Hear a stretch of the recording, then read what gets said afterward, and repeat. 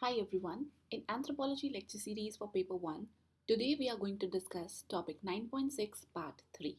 So let's begin. See, by far we have covered the genetic markers, their classification, the ABO blood group and the RH blood group. So in today's video we are going to cover this HLA, which is your human leukocyte antigen. Then in the upcoming lectures we'll be covering about all of these topics, which is mostly related to your serum protein polymorphism, and then these topics, right? So before understanding this HLA, I would just like to give you a simple example, considering most of you are coming from a non-biology background, so bear with my example. Imagine a castle, okay? And the castle needs to be protected, right? So in a castle, you might find, abhi, it is not visible here. Let's suppose there is a person sitting over here and watching it from above, that कि कोई खतरा castle की तरफ आ तो नहीं रहा है, right? So they are watchful about it. And once they see कि okay, कोई खतरा है castle को, somebody is going to attack over there, they become very active. And what do? They inform it to the security personals. और ये security personals कौन है? ये सारे. They come and protect the castle from all of these invaders, or कोई भी हो सकता है. In this case, suppose this dragon is a invader who's trying to harm this castle, and the person sitting it over here is informing this to act. Now, इसका हमारे HLA से क्या लेना देना है? Very good question. So HLA का ये लेना देना है कि this person who's sitting it over here is no one but your HLA, human leukocyte antigen.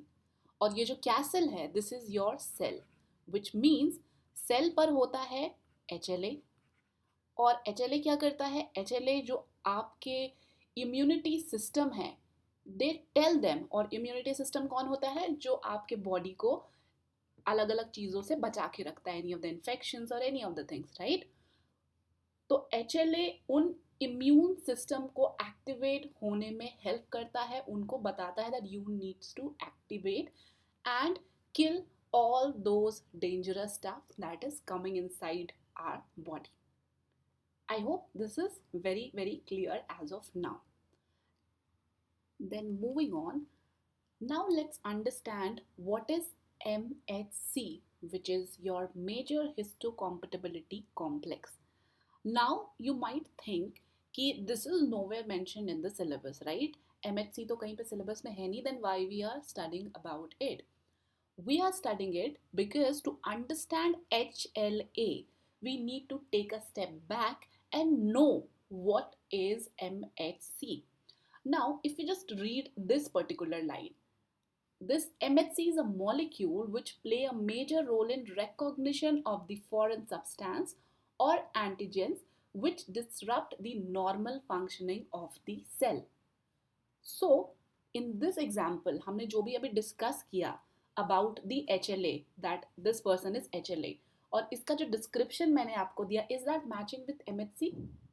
Yes, that is matching with MHC, because यहाँ MHC में भी हम बोल रहे हैं कि वो foreign substance को recognize करता है और cell की normal functioning में help करता है by activating the immune system. So, with this, we can conclude that MHC and HLA both are same thing. We are not talking about two different things. Then, why the name is different?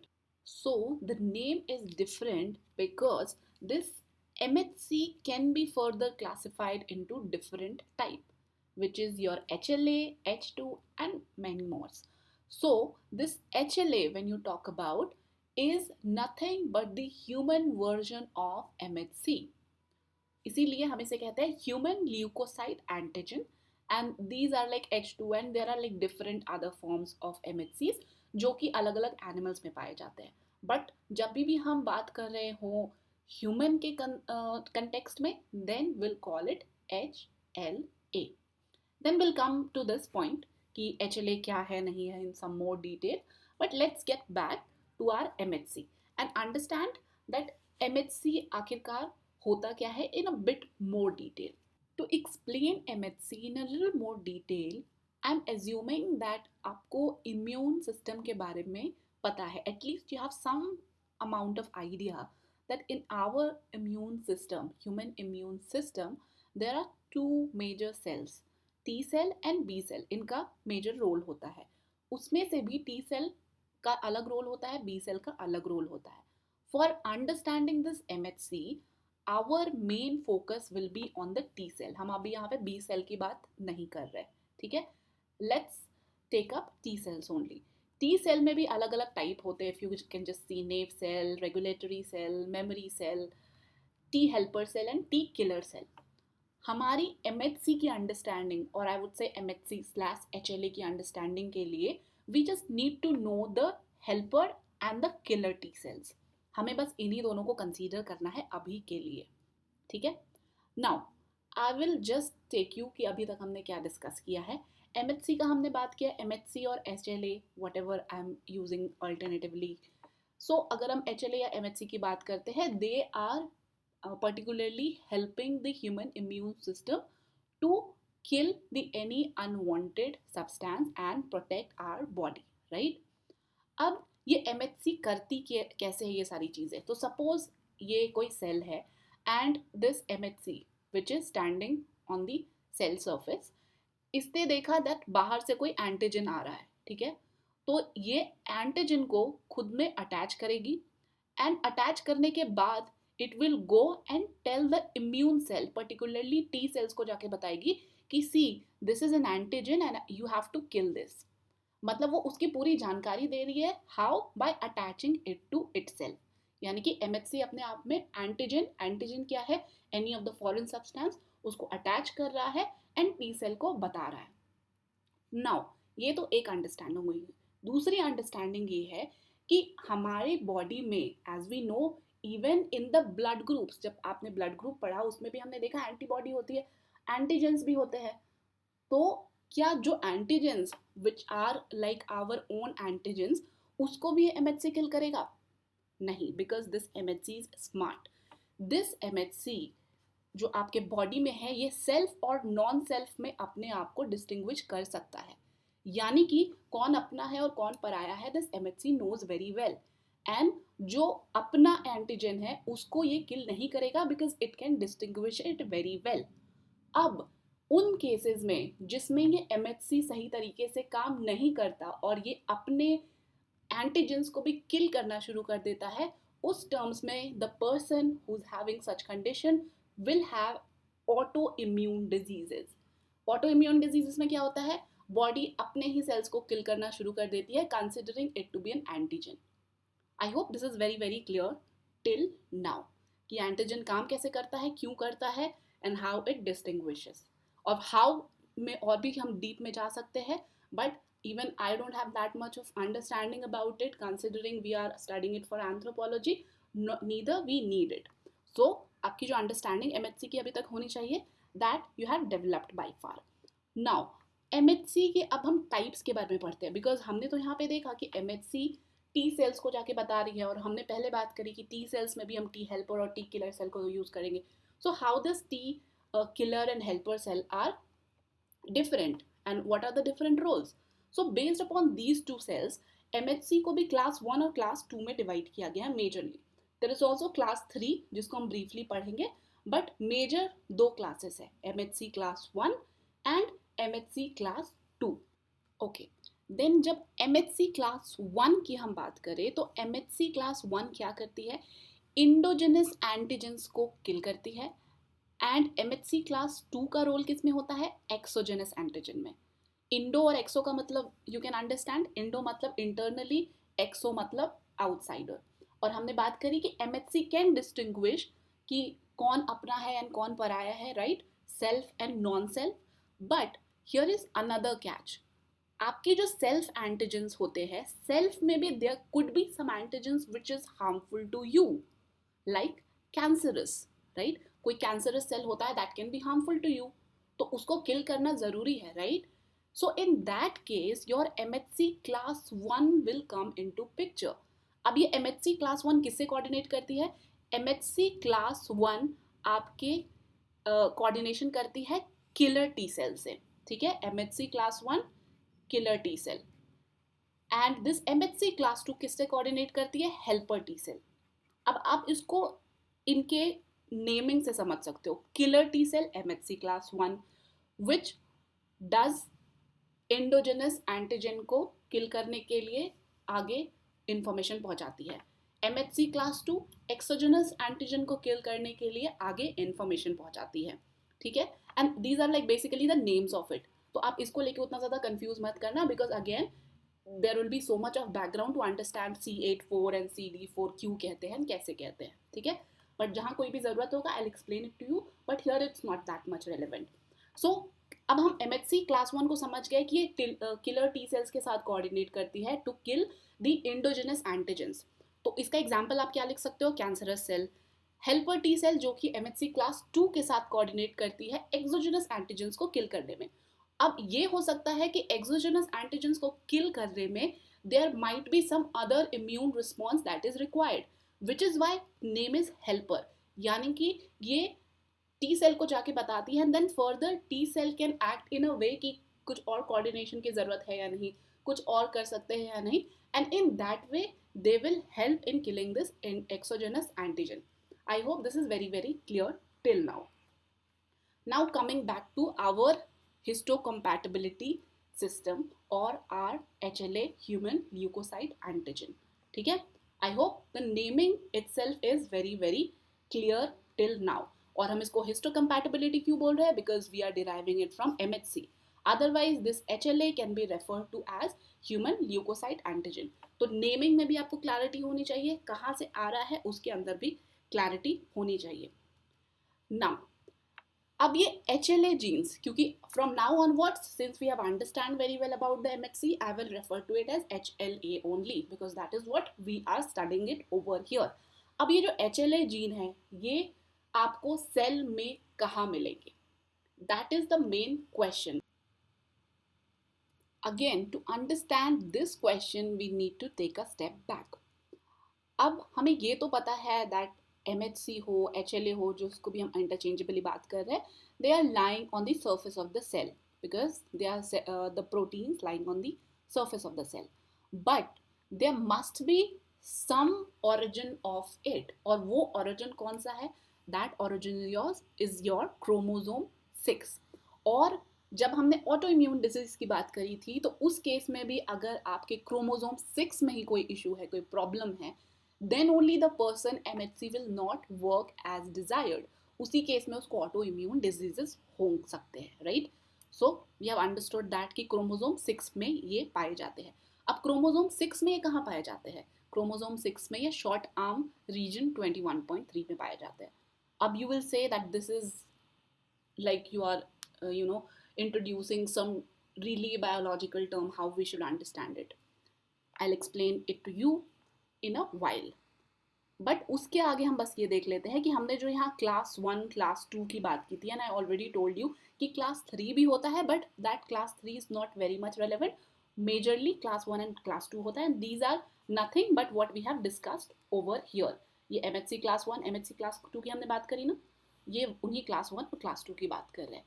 और यही class 1 और class 2 के जो अलग अलग jeans होते हैं हम उनकी बात कर रहे हैं. They will be the one coordinating with the T cell killer और हेल्पर, जैसे जैसे हमने बात करी है, right? Now coming back to this topic कि क्रोमोसोम 6 के शॉर्ट आर्म एंड रीजन इस पर पाए जाते हैं. इसका मतलब क्या है? You all know this very well that how the cell looks like. Cell में कितने क्रोमोसोम्स होते हैं, कितने number of pairs of chromosome होते हैं. तो हियर इज योर क्रोमोसोम 6. यहाँ तक क्लियर है? And we know the chromosome जितने भी है ये पेयर में एग्जिस्ट कर रहे हैं. तो हम जब क्रोमोसोम 6 की बात कर रहे हैं तो अगर आप नोमेनक्लेचर की बात करो for any of the chromosome it works like this. पहले तो arm, region, band, sub band. Sub band के भी ऊपर एक डिवीजन होता है, but mostly will keep it to arm, region, band and sub band तक. ठीक है, ये नोमेनक्लेचर का पार्ट होता है. देन इसमें भी P एंड Q होता है. P हम कहते हैं योर शॉर्ट आर्म को, Q हम कहते हैं लॉन्ग आर्म को. एंड ये सारी चीज़ें हमने डिस्कस ऑलरेडी की हुई हैं when we were discussing about the cell in general, right? But हमने नोमेनक्लेचर की बात नहीं की थी, इसी वजह से I am just explaining it to you very briefly. Now अब ये फर्दर रीजन्स में डिवाइड होता है, बैंड में डिवाइड होता है, सब बैंड में डिवाइड होता है. You need to understand one more thing कि ये जितने भी बैंड और रीजन होते हैं ये हर एक क्रोमोजोम के लिए अलग हो सकता है क्रोमोजोम 7 के number of bands and number of regions different हो. Chromosome 1 which is one of the longest and the largest, इसके नंबर ऑफ रीजन्स और बैंड्स ज़्यादा हो सकते हैं. तो यहाँ पे एक जनरल एग्जाम्पल है. This is not exactly chromosome 6, हम 6 की नहीं बात कर रहे, हम एक जनरल नोमेनक्लेचर की बात कर रहे हैं. तो जब आप 6 में देखोगे तो 6 में भी ऐसे ही फर्दर डिविजन्स होते हैं. एंड देन इसमें अब नेमिंग कैसे की जाती है. तो अगर मान लो हम यहीं पे शॉर्ट आर्म को लेके चले, यहाँ पे ऑलरेडी ये सारा डिविजन हमने देख लिया कि इस तरह से reason, band and sub band में डिवाइडेड है. अगर आपको नेम करना हो, मान लो ये रीजन जो यहाँ पे इन्होंने नेमिंग किया है, ये कैसे नेमिंग किया है. This is saying P21.1. ये कैसे किया है.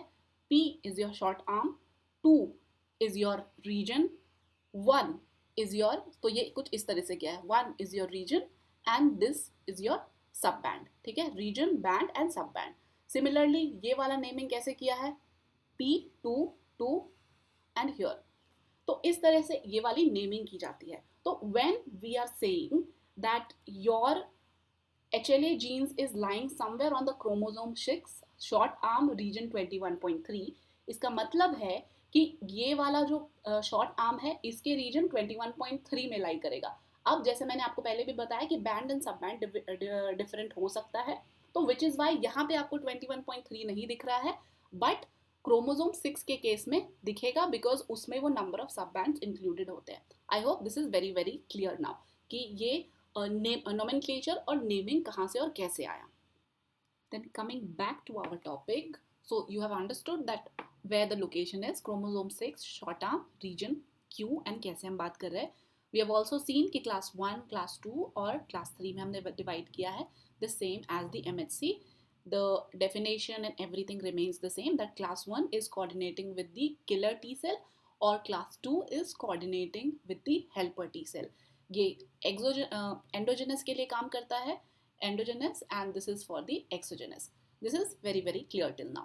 Now in the examination you can represent it using this particular diagram जिसके अंदर आप क्रोमोसोम 6 को बना सकते हो and on the short arm you can locate all of these things, right? जिसमें हमने क्लास 1, क्लास 2 और क्लास 3 दिखा दिया. क्लास 1 के कुछ एग्जाम्पल्स, क्लास 2 के कुछ एग्जाम्पल्स. नाउ अब ये HLA ABC स्पेसिफिक इनके क्या क्या रोल्स हैं हमें वो उतना जानने की ज़रूरत नहीं है because that we can leave for the biology students. ठीक है, आपको एंथ्रोपोलॉजी के अंदर इतनी डिटेल में नहीं पूछा जाएगा, but you can just know like these are some of the examples of class 1 and class 2. Moving further, this is another diagram I thought of sharing it with you so that अगर आपको समझने में इसमें से परेशानी हो रही है you can use this as well. Both are the same और द सेम थिंग्स. नाउ अब हम एक एक करके MHC क्लास 1 मॉलिक्यूल्स के बारे में थोड़ा सा डिटेल में बात कर लेते हैं so that you are also able to relate with the part of it that why we are studying this in the anthropology. Because अगर आप देखोगे ये जितने भी सारे टॉपिक्स हैं specially for 9.6, here we are talking about the blood group, you are talking about the sensory system, you are talking about the MHC for that matter. ये सारे topics are very very biology oriented. Then why we are talking about it वो आपको थोड़ी देर में पता चल जाएगा. सो अगर हम क्लास 1 MHC मॉलिक्यूल्स की बात करें तो सबसे पहले तो you need to briefly mention about the structure. Again structure अगर आप लिखोगे it will give a good impression to the examiner, but आप चाहो तो अगर आपको उतना याद नहीं रहा you can also skip it and directly come to कि ये क्या होता है, क्या काम करता है. But let's understand the structure a little bit. So हमने ये देख लिया कि MHC is a protein, right? अब MHC प्रोटीन है and here if you see we are talking about कि they are composed of alpha chain and beta 2 microglobin chain. अब आप बोलोगे ये कौन सा नया टर्म आपने इंट्रोड्यूस कर दिया.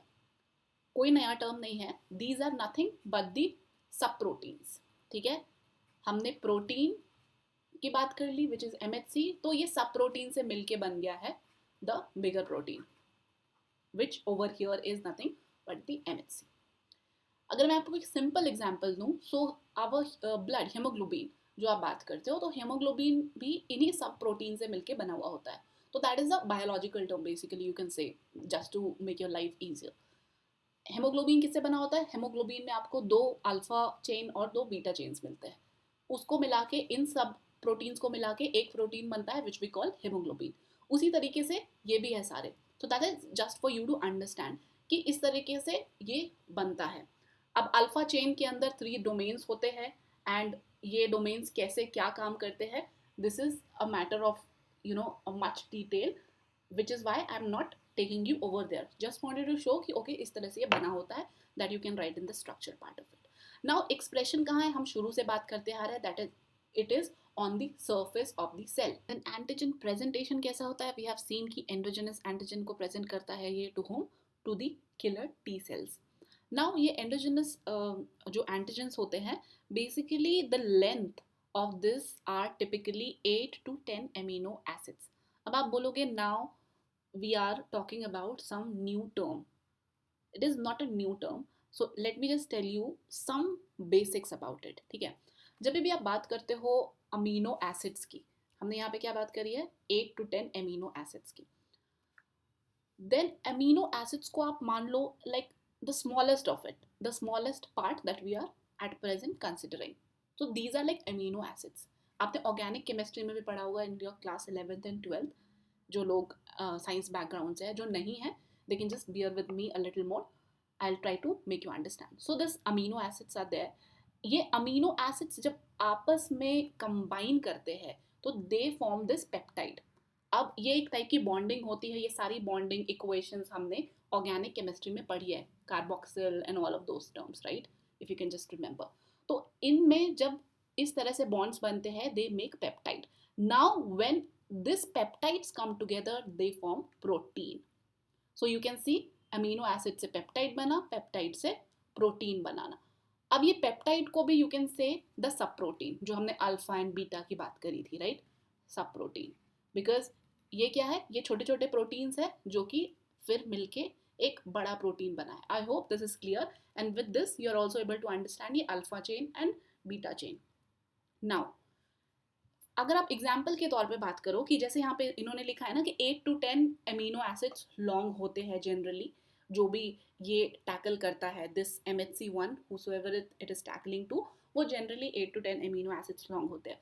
हम सब ने इंसुलिन का नाम सुन रखा है, तो insulin is also nothing but a peptide, जिसको आप बात कर लो कि इनके 51 अमीनो एसिड से बना होता है, 51 अमीनो एसिड से बना होता है। ठीक है, तो ये 51 अमीनो एसिड से बना होता है, which means what, there are like different chains of A and B as you can see. ठीक है, और ये इन सब से मिलके बना क्या? This peptide, as we have seen it over here कि अमीनो एसिड से मिलके बना पेप्टाइड। अमीनो एसिड्स यहाँ पे कितने हैं? 51 है, तो यू कैन सी 30 इधर, 21 इधर, और इन सबको मिलके ये जो आप बॉन्ड देख रहे हो, ये बॉन्ड मिला के क्या बना? एक पेप्टाइड बना, right? So this is what we are talking about, and this is just for your understanding. You need not to present it during the exam. I'm just telling you for your understanding purpose कि MHC1 molecule जो है, MHC class 1 molecule है, ये antigen presentation कैसे करता है? By the endogenous antigens, जिसके ये क्वालिटीज होते हैं which is like 8 to 10 amino acids long. Then T cell से इंटरेक्शन कैसे होता है? We have already seen, T cell में किलर सेल के साथ इंटरेक्ट करता है, which you can write like this. And some of the examples, इसके बारे में भी हमने देखा है कि HLA A, B, C, ये कुछ एग्जाम्पल है ऑफ MHC क्लास 1 के। नाउ कौन कौन सी ऑटो इम्यून डिजीजेस हो सकती हैं विथ दिस MHC क्लास 1 के कुछ डिसओरिएंटेशन से? सोरासिस हो सकता है and all of these things that you can right it down. ठीक है, एंड अगेन ये भी सारे इनके अलग अलग नोमेनक्लेचर्स है कि कौन सा exact band, sub band, and इस तरीके से इनकी भी क्लासिफिकेशन होती है। तो if you can just remember at least HLA and all of these things, that would be fine. Otherwise, if you just want to play safe, write about the name of the disease only, not exactly कि वो exact कौन से HLA से cause हो रहा है। Now let us move to this class 2 MHC molecule. The structure is more or less you need to remember the same way as you're doing it for class 1. ये भी दो chain से मिलके बना होता है, alpha and beta chains. Alpha beta chains के अलग अलग डोमेन्स होते हैं, एज आई सेड कि एटलीस्ट आप इतना भी एग्जाम में लिख के आओगे, that would be good, but if you want to know in more detail You can read about the structure further. Then expressions कहाँ पे होता है? अब हमने देखा कि जो सेल की सरफेस है, MHC molecules are found over there and वो coordinate killer T cells के साथ करते हैं. And I told you in the beginning itself that MHC2 जो है वो helper cells के साथ coordinate करता है, helper T cell के साथ coordinate करता है to basically help in combating with the exogenous substances, right? So यहाँ पे जो expression है of this MHC molecules will be found on the antigen presenting cells. अब आप पूछोगे antigen presenting cells क्या होते हैं? So let's get back and understand a little bit about these in a very brief manner. See, antigen presenting cells में आपको तीन sales type के सेल्स याद रखने हैं, डेंड्रियाटिक, मैक्रोफेज एंड बी सेल्स. अब जब आप बात करो डेंड्रियाटिक या बी सेल्स की, तो ये बोन मैरो में इनका प्रोडक्शन होता है and once they mature they are transferred into the blood streams. Macrophages directly bone marrow में प्रोडक्शन नहीं होता है, but they are like presented with a different mechanism, but all of those things are pure biology thing to understand and know. हमें बस यहाँ पे ये जानना है कि APCs ये तीन टाइप के सेल्स की हम यहाँ पे बात कर रहे हैं, which is your dendritic, macrophages and the B cell. Now when we are talking about MHC2 and we are referring to APCs, which means अब अगर आप इन तीनों में देखोगे तो what is common? The common thing is this. This is nothing but the MHC class 2, यानी कि MHC class 2 present कहाँ पे होता है? On the surfaces of this APCs. और ये APCs कहाँ है? आपके ब्लड स्ट्रीम में फ्लो कर रहे हैं. आई hope this is very very clear till now. Now assume a situation that आप सुबह सुबह जॉगिंग करने गए हो, यू आर लाइक आराम से ठंडी ठंडी हवाओं में you are jogging and unfortunately आपका पैर किसी कील पे चुभ जाता है. ठीक है, this is how I know it hurts very much, but अगर मान लो कील चुभ गई आपको, अब कील चुभने से क्या होगा? कील के साथ कोई ना कोई पैथोजेंस, अलग अलग सब्सटेंसेस आपके ब्लड स्ट्रीम में एंटर करेगा, राइट? अब ब्लड स्ट्रीम में एंटर करने के बाद क्या होगा? ब्लड स्ट्रीम में वो जैसे ही एंटर करेगा, ये जो मैक्रोफेजेस है, ठीक है, और जो डेंड्रियाटिक सेल्स है, ये तुरंत से क्या करेंगे? एक्टिवेट हो जाएंगे. And this dendritic cell what it will do, it will engulf those pathogens inside its arms. ये जो arms देख रहे हो ना, it will engulf it. और जब आपने सेल का पूरा मैकेनिज्म पढ़ा होगा तो उसमें हमने देखा कि सेल में लाइसोसोम, राइबोसोम, उनके अलग अलग अपने अपने रोल्स होते हैं. सो उस मैकेनिज्म के अंदर, यानी कि जब सेल के अंदर जाएगा, जो भी आपका पैथोजेंस होगा after engulfing by this dendritic cell, it will get destroyed and जो उसके सिग्नल्स हैं that will be displayed by this MHC2. क्योंकि MHC2 का तो काम ही है एंटीजेंस को खुद से अटैच कर लेना एंड देन दूसरों को बताना कि देखो देखो ये हो रहा है and then you should act. अब इसने इनगल्फ कर लिया, बता दिया कि this is an antigen coming somewhere from the outside. Now the other cells needs to act over here. अब ये अदर सेल्स कौन से हो जाते हैं? इसमें बी सेल का भी रोल आ जाता है, इसमें दूसरे टी सेल्स का भी रोल आ जाता है. Again, that is a complete discussion on the immune system working. तो हम वहाँ पे नहीं जाएंगे अभी, ठीक है? तो आपको इतना समझना है कि MHC2 जो है वो इन APCs के सरफेस पे प्रेजेंट होती है. जब भी कोई आउटसाइड सब्सटेंसेस से इनका इंटरेक्शन होता है, all these APCs get activated. Firstly, this dendritic cells. Dendritic cell engulf कर लेती है जो भी pathogens होता है and it get displayed on the antigen. It displays as an antigen on the MHC2 और ये MHC2 दूसरों को सिग्नल देके बताता है, right? This is clear till now. Now antigen का presentation exogenous antigens का होता है that we have seen. और इनके sizes क्या होते हैं ये हमने पहले भी antigen presentation में देखा है कि Y amino acid and all of those things. तो यहाँ पे मैं अभी डिटेल के अंदर नहीं जाऊँगी. Then T cell से interaction इसका कैसे होता है? T cell से interaction हमने अभी बात कर ली है कि how it get interacted with these APCs and then further help the T and the other B cells. अब इसके टाइप्स क्या क्या हो सकते हैं? सिमिलरली जैसे हमने क्लास 1 में बात की थी ABC की, यहाँ पे भी DP, DQ, DR, other than this भी और अलग अलग टाइप के HLAs होते हैं for the class 2 molecules, but we need not to go over there. Let's quickly see what is this MHC class 3 molecules. हमने बात पहले भी किया हुआ है that MHC molecule 1 and 2 are most important. 3 का उतना ज़्यादा रोल नहीं होता है because it is not directly giving the signals like the MHC class 1 and class 2. वहाँ पे वो एंटीजेंस का सिग्नल देके बता रहे थे, बट ये वो काम नहीं करते हैं. एंड इनका लोकेशन कहाँ पे होता है, जो हमने क्रोमोजोम देखा था, तो they are found between the 1 and 2. ठीक है, आपको 3 इधर मिलेगा. सो बेसिकली इनका काम क्या होता है फिर, that you just need to know briefly. तो हमारे इम्यून सिस्टम के रिस्पॉन्स में इन्फ्लेमेशन, ये सारी चीज़ें भी आपको देखने को मिलेंगी. When you see like there is some swelling on that particular area due to the inflamed reaction. तो इन सब चीज़ों में रोल किसका होता है, the MHC class 3 molecules. This is like brief about this particular thing. We need not to go in much detail. अगर आप तीनों को कंपेयर करके देखना चाहोगे तो this is a very crisp presentation for that. Like MHC class 1, इनका क्या है, सोर्स एंटीजन का इंडोजिनस इनसाइड द सेल वाले, ये एक्सोजिनस पे काम करते हैं. देन टी सेल इंटरैक्शन कैसे होता है, टी सेल इंटरैक्शन इनका इन टी सेल्स के साथ होता है, इनका हेल्पर टी सेल्स के साथ होता है. इनको you can call the killer. Then expression कैसे होता है, ये ऑल न्यूक्लिएटेड सेल के सर्फेसिस पे होते हैं. MHC2 का एक्सप्रेशन कहाँ होता है, ऑन दी APCs यानी कि डेंड्रियाटिक मैक्रोफेजेस और B सेल्स के ऊपर होता है. MHC क्लास 3 का हमने देख लिया, इनका कोई प्रेजेंटेशन नहीं होता है like the MHC class 1 and 2. इनका फंक्शन क्या होता है कि इन्फ्लेमेशन करना, स्वेलिंग करना, ये सारी चीज़ें.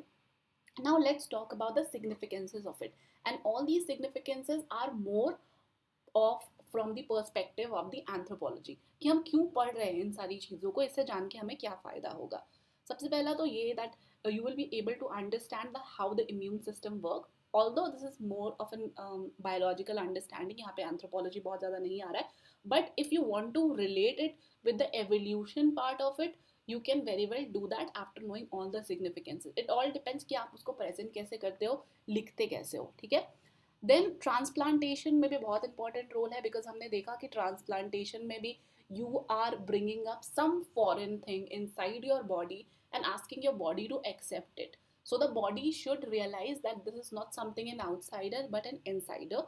तो उस केस में भी आपका HLA का मैच करना between the donor and the recipient is very very important. तभी आप देखते हो कि लाइक ऑर्गन डोनेशन के पहले there are lot many procedure that needs to take place. So just to make sure that whatever procedure is being done, it is giving a good results. ठीक है, तो उसमें HLA का एक बहुत बहुत इंपॉर्टेंट रोल होता है.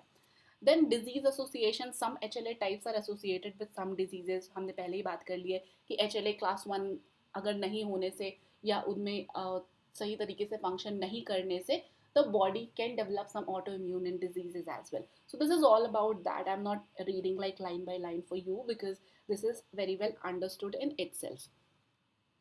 ठीक है, आप ये कैंसर वैक्सीन में भी इसका क्या रोल होता है, and all of those things you can write. Then they also have some role in the drug sensitivity and reaction.